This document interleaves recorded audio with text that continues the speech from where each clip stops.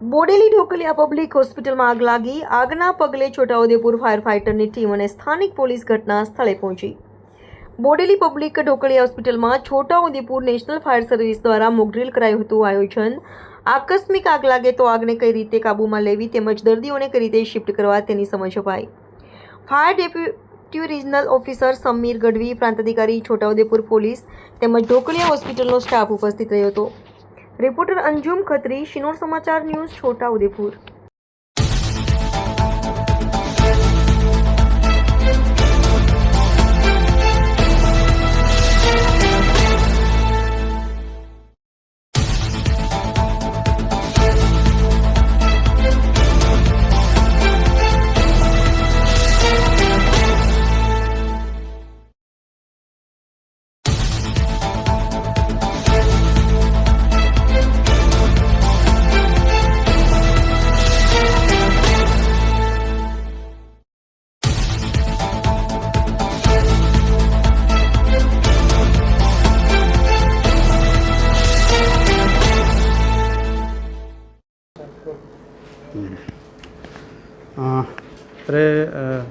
National fire service સપ્તાહની ઉજવણી કરવામાં આવી રહી છે પૂરા ભારત વર્ષમાં.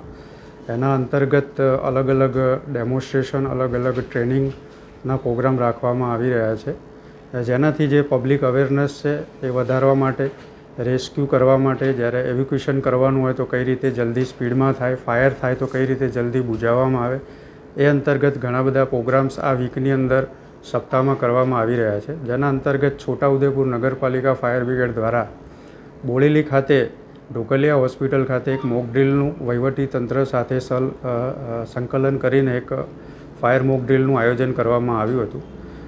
જેમાં કોલ આપવામાં આવ્યો હતો કે આઈસીયુ રૂમમાં એસીમાં ફાયર થઈ છે. ત્યારબાદ છોટાઉદેપુરને કોલ મળતા તેઓ ફાયર ટેન્ડર સાથે આવ્યા હતા અને અલગ અલગ ટીમો બનાવીને ફર્સ્ટ તો રેસ્ક્યુ કરવામાં આવ્યું હતું. જે ઇન્જર્ડ પર્સન હતા એને રેસ્ક્યુ કરવામાં આવ્યું હતું. ત્યારબાદ ફાયરને બુઝાવવામાં આવી હતી. મીનવાઇલ ત્યાંથી ફાયર સ્પ્રેડ થઈને વધારે બીજા ટાવરમાં લાગી ગઈ હતી અને લેવલ 2નો મોક ડ્રીલ જાહેર કરવામાં આવી હતી.